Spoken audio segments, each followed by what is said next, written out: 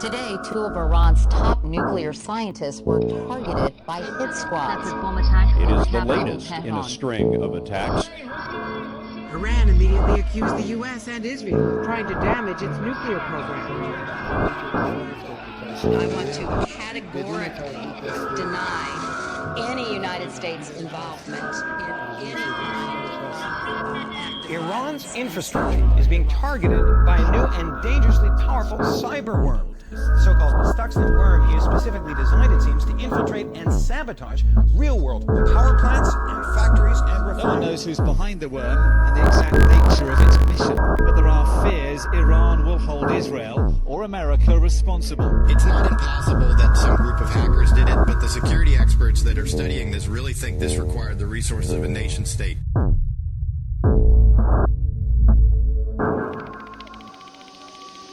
Were targeted.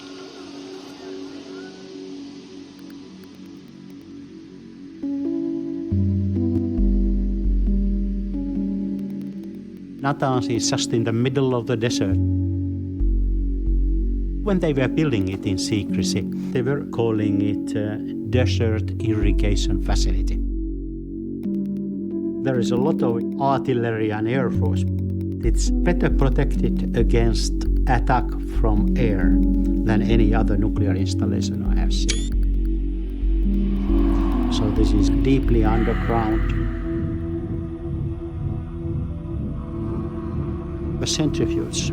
You feed uranium in and you have a cascade, thousands of centrifuges, and from the other end you get enriched uranium out.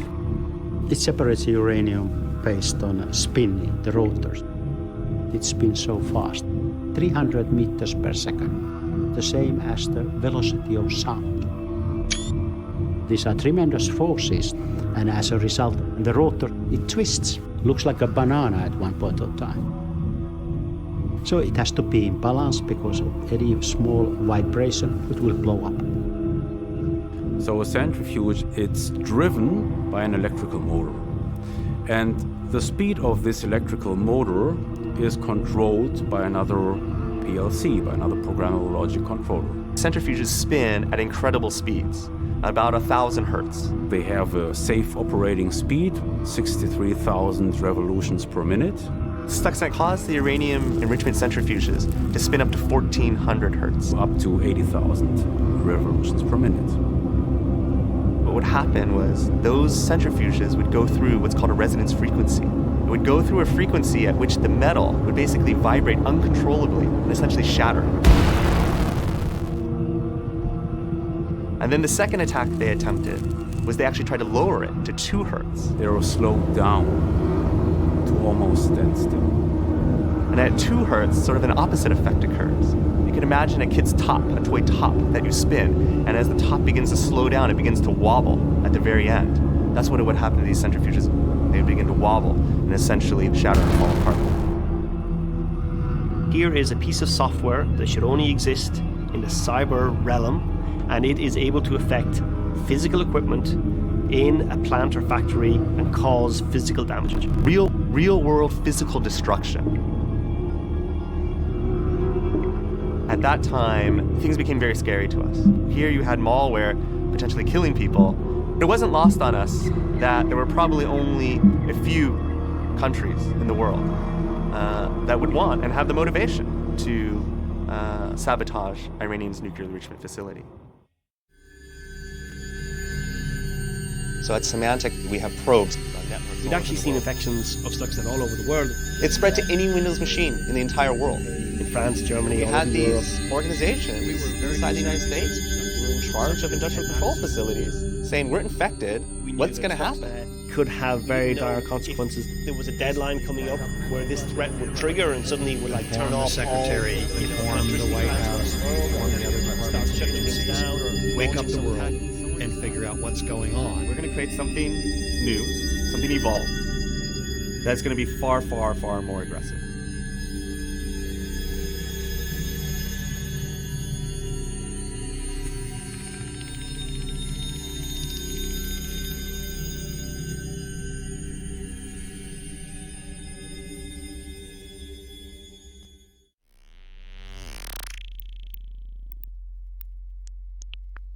Stuxnet wasn't just an evolution. It was really a revolution in the threat landscape.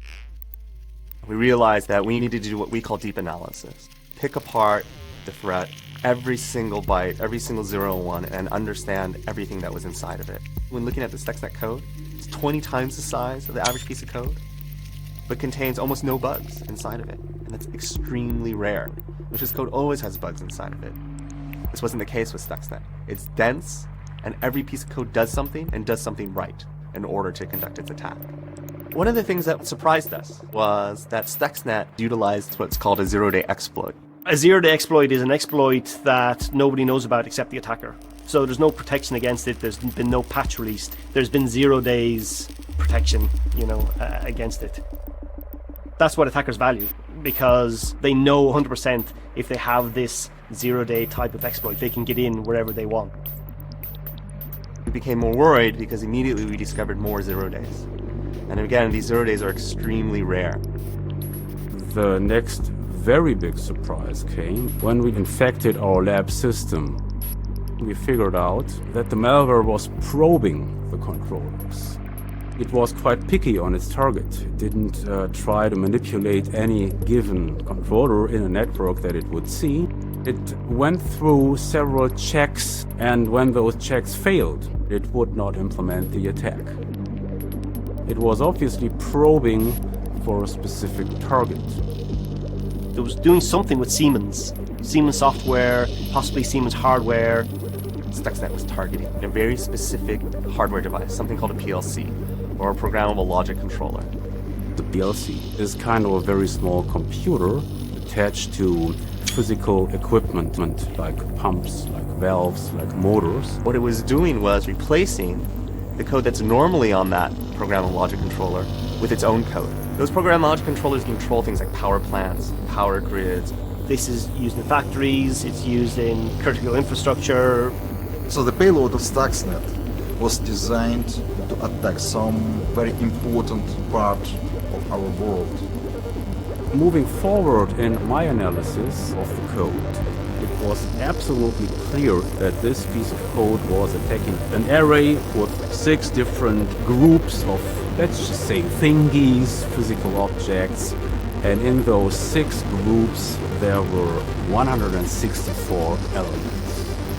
We then were able to establish a very good match between the attack code and the configuration of the Natanz fuel enrichment plant. There were these 6 groups of centrifuges, and each group had 164 entries. And guess what? That was a perfect match to what we saw in the attack code. They built in all the code and all the logic into the threat to be able to operate all by itself. It had the ability to spread by itself. It had the ability to figure out, do I have the right PLCs? Have I arrived into cans? Am I at the target? And when it's on target, it executes autonomously. That also means you cannot call off the attack.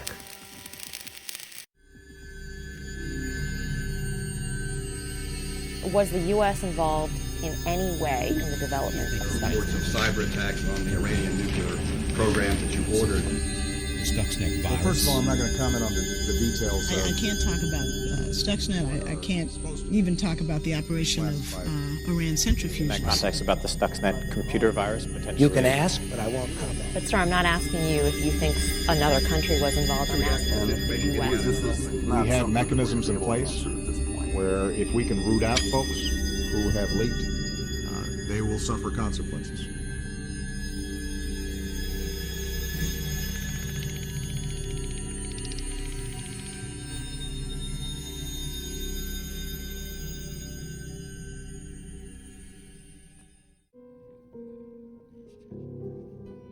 covert operation. Maybe you don't know as much as you think you know. Look, this is not a Snowden kind of thing. Okay, I think what he did was wrong. He went too far, he gave away too much. Unlike Snowden, who was a contractor, I was in NSA. I believe in the agency, so what I'm willing to give you will be limited, but we're talking because everyone's getting this story wrong and we have to get it right. We have to understand these new weapons. The stakes are too high. We did Stuxnet. It's a fact. You know, we came so fucking close to disaster, and we're still on the edge. It was a huge, multinational, interagency operation. In the US, it was CIA, NSA in the military, Cyber Command. From Britain, we used Iran intel out of GCHQ, but the main partner was Israel. Over there, Mossad ran the show, and the technical work was done by United.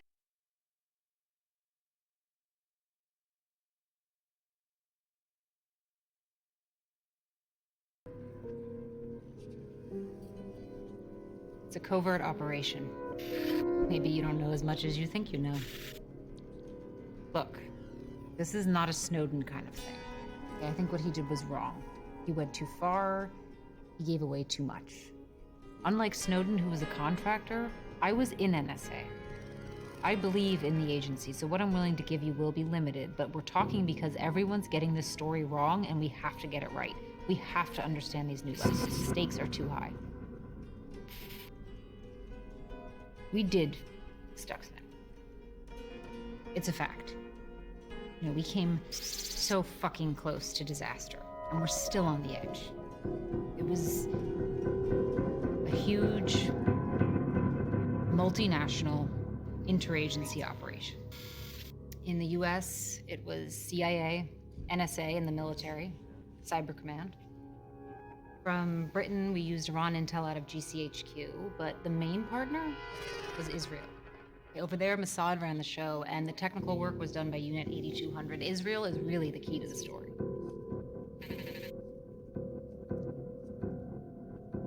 The Natanz attack, and this is out there already, is called Olympic Games, OG. We tried out different attack vectors. We ended up focusing on ways to destroy the rotor tubes.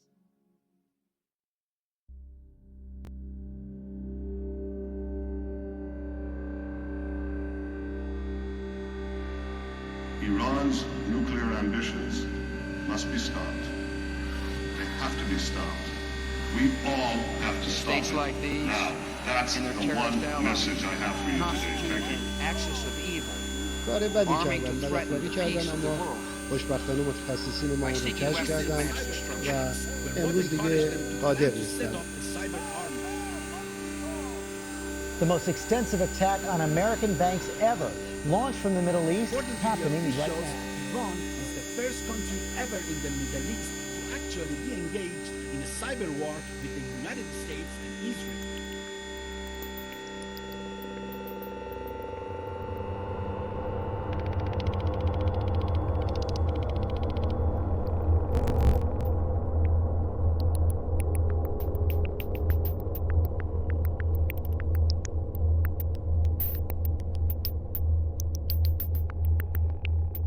There are unintended consequences of the Stuxnet attack. You wanted to cause confusion and damage to the other side, but then the other side can do the same to you. In international law, when some country or a coalition of countries target a nuclear facility, it's an act of war. If you are a youth and you see assassination of a nuclear scientist, your nuclear facilities are getting attacked, wouldn't you join your national cyber army? Well, many did. And that's why today Iran has one of the largest cyber armies in the world. The monster turned against its creator, and now everyone is in this game. Very quickly, Iran sent a message to the United States. Very sophisticated message. And they did that with 2 attacks. First, they attacked Saudi Aramco, the biggest oil company in the world, and wiped out every piece of software, every line of code on 30,000 computer devices. Then, Iran did a surge attack on the American banks.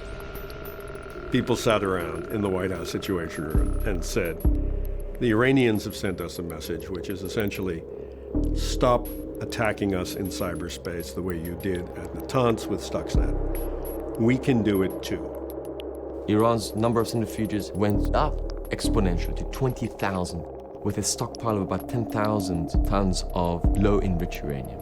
These are high numbers. Iran's nuclear facilities expanded with the construction of Fordo and other highly protected facilities. President Obama said to the senior leadership, he told me it wouldn't get out of the network. It did. He told me the Iranians would never figure out it was the United States. They did. He told me it would have a huge effect on their nuclear program, and it didn't. So ironically, cyber warfare, assassination of its nuclear scientists, economic sanctions, political isolation. Iran has gone through A to X of every coercive policy that the US, Israel, and those who ally with them have placed on Iran. And they have actually made Iran's nuclear program more advanced today than it was ever before. So whoever initiated this and was very proud of themselves to see that little dip in Iran's centrifuge numbers should look back now and acknowledge that it was a major mistake.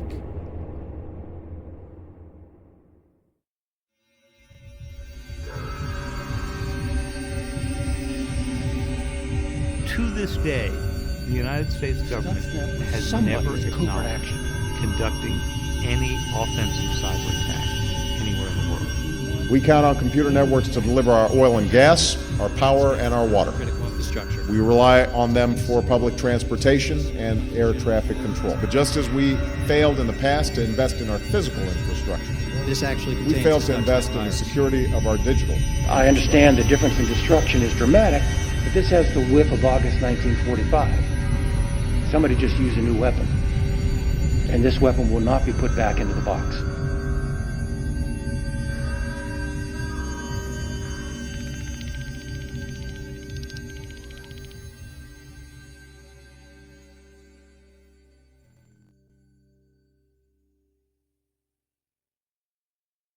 In the 19th century, there were only army and navy. In the 20th century, we got air power as a third dimension of war. In the 21st century, cyber will be the fourth dimension of war. If you get up in the morning and turn off your alarm and make coffee and pump gas and use the ATM, you've touched industrial control systems. It's what powers our lives. And unfortunately, these systems are connected and interconnected in some ways that make them vulnerable. And we've seen through a lot of experimentation and through also, unfortunately, a lot of attacks, that most of these systems are relatively easy for a sophisticated hacker to get into. Let's say you took over the control system of a railway. You could switch tracks. You could cause derailments of trains carrying explosive materials. What if you were in the control system of gas pipelines? And when a valve was supposed to be open, it was closed, and the pressure built up that the pipeline exploded.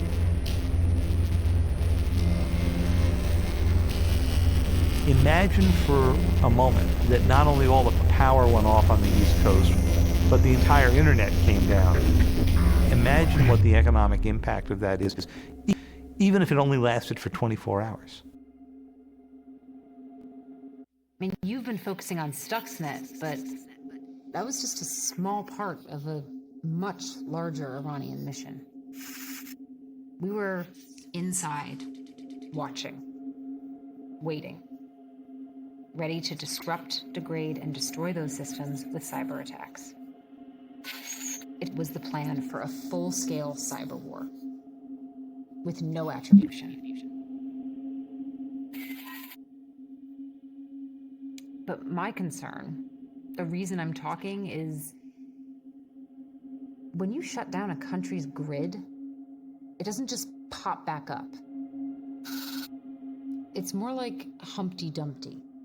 And when all the king's men can't turn the lights back on or filter the water for weeks, then lots of people die. And something we can do to others, they can do to us too.